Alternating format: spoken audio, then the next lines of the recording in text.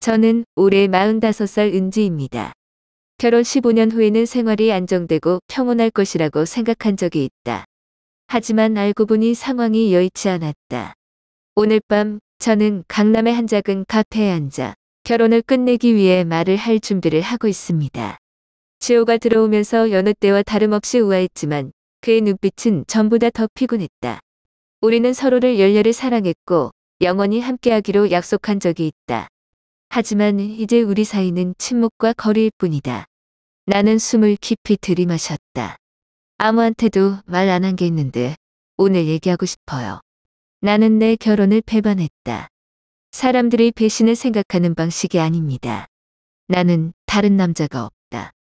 그러나 나는 내가 믿었던 바로 그것을 배신하고 젊은 은지 소녀의 꿈을 배신했다. 그녀는 행복한 가정, 따뜻한 식사, 머리카락이 하얗게 나오더라도 항상 그녀의 손을 잡을 남자에 대한 꿈을 꾸었다. 하지만 현실은 너무 가혹했다. 우리는 많이 싸우지 않았고 오랫동안 화가 나지도 않았다. 단지 조금씩 어깨가 다른 낡은 옷처럼 애정이 닳아 없어질 뿐이다. 조용한 저녁 식사, 메마른 업무 메시지, 희박한 포옹. 나는 노력했고 인내심을 가지면 모든 것이 예전으로 돌아갈 것이라고 스스로에게 말한 적이 있다. 하지만 세월이 흐르면서 나는 한 번 잃으면 다시 찾을 수 없는 것들이 있다는 것을 깨달았다. 아마도 가장 큰 배신은 지호에게 있는 것이 아니라 나 자신에게 있는 것 같다. 나는 너무 오랫동안 자신을 속이고 숨쉬지 않는 결혼을 유지하려고 노력했다. 우리가 오랫동안 떨어져 있었다는 것을 인정하는 것이 두렵고 서로 많이 사랑했지만 여전히 두 명의 낯선 사람이 될 수 있다는 사실을 직시하는 것이 두렵다. 오늘 밤 나는 용서를 구하거나 붙잡을 것을 기대하지 않는다. 마지막으로 한 번만 나 자신에게 솔직하고 싶다. 아마도 결혼에서 가장 나쁜 것은 고통스러운 끝이 아니라 처음 몇 년 동안 우리는 행복한 가정이었다. 나는 지호를 위해 아침 일찍 일어나고 조심스럽게 아침 식사를 요리하는 것이 그가 출근할 수 있는 가장 좋은 옷 한 벌이었던 것을 기억한다. 저는 가족을 돌보는 느낌을 좋아하고 남편과 딸이 식탁에 모여있는 모습을 보는 것을 좋아하고 지호가 제 머리를 쓰다듬으며 당신의 아내는 항상 최고입니다. 라고 말하는 방식을 좋아합니다. 처음에 우리의 사랑은 여전히 그곳에 있었고 따뜻하고 가까웠다. 우리는 일과 미래에 대해 삶의 작은 것들에 대해 많은 이야기를 나누었습니다. 지호가 늦게 퇴근하는 저녁이 있는데 나는 여전히 간단한 식사를 하기 위해 그를 기다리려고 노력한다. 함께 있는 것만으로도 충분히 행복합니다. 하지만 삶이 항상 우리가 기대하는 것과 같지는 않습니다. 아이를 낳은 후 지호가 아침에 출근하는 것을 걱정하는 것에 익숙해지고 딸을 돌보기 위해 서두른다. 나는 더 이상 내가 좋아하는 영화에 관심을 두지 않고 한때 나를 매료시켰던 오래된 음을 듣지 않는다. 주말 데이트는 점차 사라지고 대신 슈퍼마켓에 가서 요리하고 빨래를 하는 날들이 있다. 저는 불평하지 않습니다. 왜냐하면 저는 여전히 아내나 어머니가 그래야 한다고 믿기 때문입니다. 하지만 저는 한 가지 사실을 깨달았습니다. 저는 더 이상 제 자신이 아닙니다. 처음에는 지호도 그 변화를 느꼈을 거라고 생각했어요. 하지만 아니, 그는 아무 말도 하지 않았다. 침묵이 더 길어질 뿐이다. 이제 우리의 대화는 딸, 직장, 전기료, 수업료에 관한 것입니다. 예전처럼 관심 있는 질문은 더 이상 없다. 식사 중간에 갑자기 포옹을 하는 일은 더 이상 없다. 저는 제 결혼 생활에서 외로움을 느끼기 시작했어요. 지호가 늦게 오는 밤도 있고 저녁 먹었냐고 문자 보냈지만 메시지는 녹색 흔적만 돌려받았을 뿐 아무런 대답이 없었다. 처음에는 바쁘신 그를 탓하기도 했지만 그때 깨달은 사실은 예전 같으면 아무리 바쁘신 분이라도 제게 전화를 걸어 늦게 들어오세요. 기다리지 마세요. 라고만 말씀하실 수 있다는 겁니다. 지금은 아니죠. 한 번은 하루 종일 아파서 침대에 누워 밥을 지을 힘이 없었다. 지호가 집에 와서 저를 쳐다보더니 약 드셨어요? 라고 간단히 말했죠. 주먹도 없고 눈길에도 불안함이 없어요. 저는 결혼을 죽이는 것은 다툼이 아니라 무관심일 수도 있다는 것을 깨달았습니다.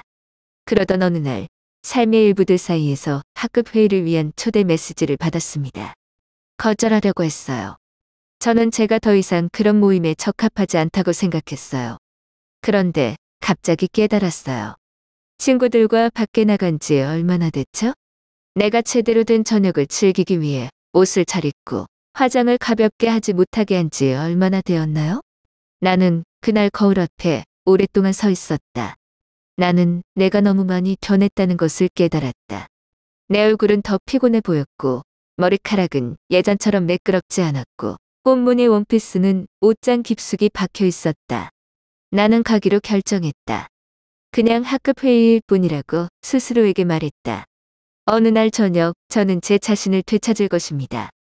그러나 나는 그 결정이 나를 앞으로 고통스러운 나날들에 빠지게 할 줄은 몰랐다. 홍대의 작은 술집에서 학급 회의가 열렸다. 저는 제가 올 거라고 생각하지 않아요. 처음에는 아이들이 바쁘고 가족이 바쁘다는 핑계를 대고 저번처럼 학급 회의 초대 메시지를 잊어버리려고 했다.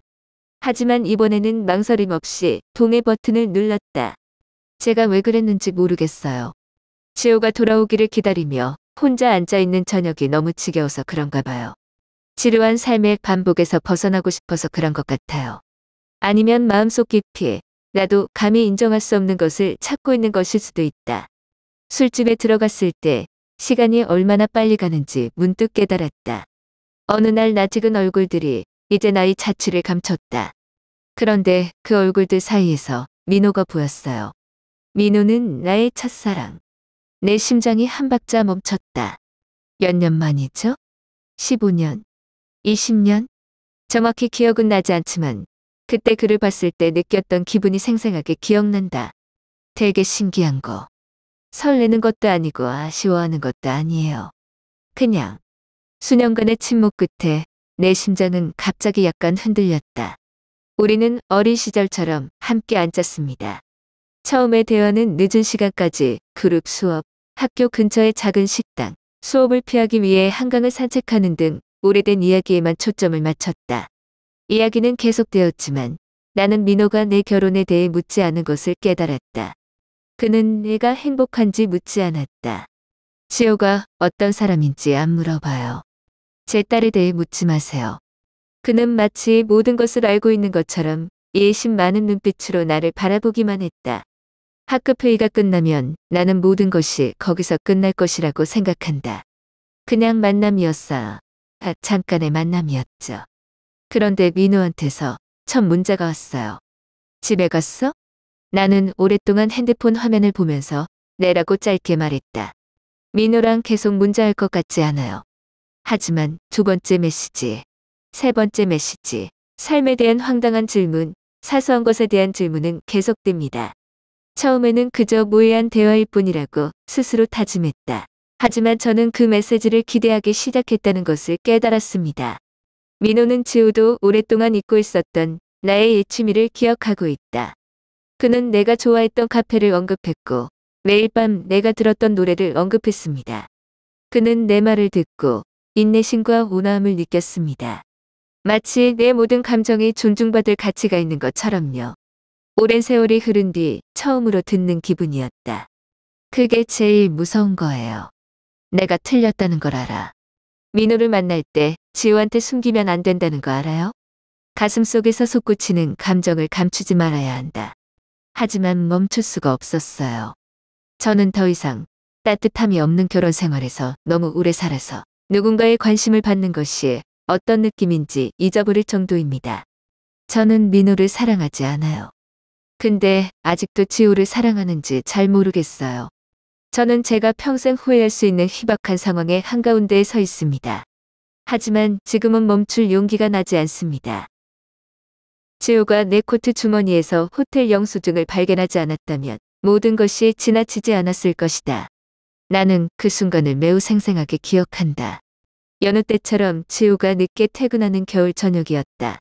나는 그가 소파에 급히 매달린 옷들을 정리하고 있었는데 갑자기 작은 영수증이 떨어졌다.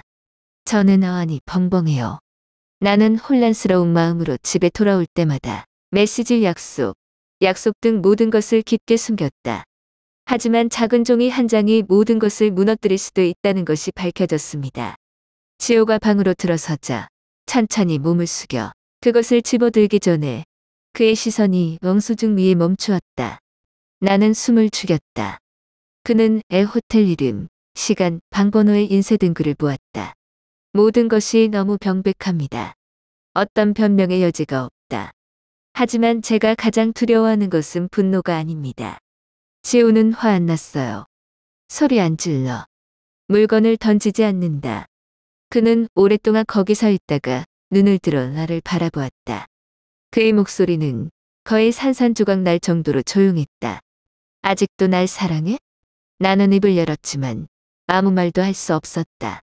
저는 모든 것이 실수였다고 말하고 싶습니다. 내가 여전히 당신을 사랑한다는 것을. 제가 일부러 그렇게 멀리 떠나보낸 건 아니었는데요. 하지만 나는 거짓말을 할 수 없다. 나의 침묵이 가장 분명한 대답이다. 지호가 조용히 고개를 끄덕였다. 그는 더 이상 묻지 않았고 붙잡지도 않았고 설명을 요구하지도 않았다. 그는 일어서서 서둘러 옷을 의자에 걸치고 밖으로 나왔다. 문이 조용히 닫혔다. 강한 충격도 원망도 없었다. 하지만 저는 그 순간이 우리의 결혼 생활이 정말로 끝나는 순간이라는 것을 알고 있습니다. 나는 거실에 조용히 앉아 창밖으로 바람이 윙윙거리는 소리를 들었다. 내 마음속에서 후회가 조금씩 갉아먹기 시작했다. 내가 무슨 짓을 한 거야? 저는 일시적인 감정 때문에 가족을 잃었습니다. 나는 결코 지나가지 말았어야 할 선을 넘었다. 그러나 나를 가장 아프게 하는 것은 후회가 아니다. 제가 다시 돌아올 수 있을지 모르겠어요. 이혼은 빠르게 진행되었다. 격렬한 논쟁도 붙잡는 눈물도 없다. 종이에 적힌 서명과 차가운 끄덕임, 그리고 법원으로부터 걸려온 전화 한 통뿐이었다. 15년 동안 지속되었던 결혼은 15분도 안 되어 끝났다. 지우는 말이 없어요. 그는 법정 출두일의 마지막으로 한 가지만 물었다. 후회하세요? 저는 당신의 눈을 똑바로 쳐다봤어요. 네, 제가 틀렸다고 말하고 싶습니다. 시간을 되돌릴 수 있다면 그렇게 멀리 가지 못하게 할 것입니다. 하지만 결국엔 고개만 숙였다. 지호도 대답을 기다리지 않았다. 그는 돌아서서 이혼 증명서를 손에 들고 법정 한가운데에 나를 혼자 남겨두었다. 제 딸 지수 씨는 몇 달 동안 저와 말을 하지 않았습니다. 처음에 저는 그녀에게 다가가려고 노력했습니다. 저는 매일 문자를 보내고 학교에 대해 묻고 삶에 대해 묻습니다. 하지만 제가 받은 것은 침묵뿐이었습니다. 읽지 않은 메시지. 그 전화들은 아무도 받지 않았다. 지수는 그의 아버지의 편을 들었다. 나는 그녀를 탓하지 않는다. 제가 그랬다면 아마 저도 그랬을 겁니다. 나는 낡은 집에서 나와 마포의 한 작은 아파트로 이사했다. 침실이 하나뿐인 공간, 단순한 거실, 전혀 낯선 분위기다. 15년 만에 처음으로 혼자 살게 되었어요. 초창기에는 마음이 놓였다. 지호와의 조용한 저녁 식사는 더 이상 없었다. 더 이상 자신을 신경 쓰지 않는 남편의 메시지를 기다리는 느낌이었다. 먹고 싶을 때 언제든지 잘 수 있고 먹고 싶을 때 먹을 수 있어요. 음악을 크게 틀 수 있고 아무에게도 설명하지 않고 한밤중에 산책을 할 수 있다. 하지만 그 느낌은 오래가지 못했습니다. 나중으로 갈수록 내 주변의 허전함을 알게 되었다. 나는 전화를 켰지만 아무도 예전처럼 나에게 문자를 보내지 않았다. 민호? 그는 내가 이혼한 직후에 사라졌다. 더 이상 관심 있는 메시지도 없고 저녁 전화도 없다. 어떻게 지내세요? 라고 그에게 문자 메시지를 한 번 보냈다. 답장이 없어요. 민호가 저를 정말 중요하게 생각하는구나라는 생각에 제가 너무 순진한 것 같아요. 어쩌면 처음부터 나는 그가 내 빈 공간을 채운 방식처럼 그의 빈 공간을 채운 것에 지나지 않았을지도 모른다. 그리고 일이 더 이상 재미없게 되자 그는 사라졌습니다. 지수? 그녀는 여전히 조용합니다. 제가 언제 딸의 목소리를 다시 들을 수 있을지 아니면 딸이 저를 용서할 수 있을지 모르겠어요. 저는 불행한 결혼을 떠나서 제 자신을 찾게 될 거라고 생각했어요. 하지만 이제 저는 스스로에게 묻기 시작했습니다. 제가 정말로 되찾은 것은 무엇일까요? 심리 상담소를 찾아갔습니다. 처음에는 그럴 필요가 없다고 생각했다. 저는 제가 모든 것을 이겨낼 수 있을 만큼 강하다고 생각했습니다. 그러나 마포의 작은 아파트에서 외로운 긴 밤, 차가운 테이블 앞에서 혼자 식사, 답장이 없이 보내는 메시지. 이 모든 것이 나로 하여금 스스로 치유할 수 없는 고통이 있다는 것을 깨닫게 했다. 전문가와의 대화는 내가 사물을 더 명확하게 볼 수 있도록 도와준다. 나의 가장 큰 실수는 결혼 밖에서 새로운 느낌을 찾는 것이 아니다. 저는 모든 것이 너무 쉽게 무너지도록 내버려 두었습니다. 우리가 만회할 수 있을 때 지우한테 말을 걸려고 하지 않아요. 나는 내가 외롭다는 것을, 변화가 필요하다는 것을 스스로 인정할 만큼 용감하지 않다. 나는 상대하는 대신 도망치는 쪽을 택했다. 그리고 제가 지불해야 하는 대가는 제 가족을 잃는 것입니다. 나는 지우에게 편지를 한 통 쓴다. 돌려달라고 한 게 아니라 나는 아무리 치유해도 예전으로 돌아갈 수 없는 균열들이 있다는 것을 안다. 하지만 제가 정말 후회하고 있다는 것을 알아주셨으면 합니다. 최악의 방법으로 끝내게 해서 미안해요. 나는 그가 용서하기를 바라지 않지만 미래의 어느 시점에서 당신이 너무 많은 원망 없이 나를 기억할 수 있기를 바랍니다. 지수 씨한테는 쉽지 않을 거란 걸 알아요. 나는 더 이상 예전처럼 매일 그녀에게 문자를 보내지 않는다. 알아요. 섣불리 노력하다 보면 지수만 더 멀어지게 만들 거예요. 저는 중요한 기회에 문자를 보내는 작은 것부터 시작해서 생일 축하를 남기고 답장을 기대하지 않고 학습 상황을 묻습니다. 1년, 2년이 걸릴 수도 있고 그 이상이 걸릴 수도 있지만 저는 계속 기다릴 것입니다. 왜냐하면 저는 여전히 그 아이의 엄마이기 때문입니다. 그리고 저는 제 실수 때문에 그 역할을 잃고 싶지 않습니다. 나는 예전으로 돌아가는 것을 기대하지 않는다. 나는 잃어버린 것을 되찾을 수 없다는 것을 이해한다. 하지만 적어도 언젠가 우리가 진정으로 서로를 사랑했던 사람들처럼 함께 앉을 수 있기를 바랍니다. 더 이상 비난도, 더 이상 가책도 없다. 그냥 과거를 돌아보고 그것을 받아들이고 계속 살아갈 뿐입니다. 그리고 당신은 당신의 삶에서 소외감을 느껴본 적이 있나요? 만약 있다면 당신의 이야기를 나누세요.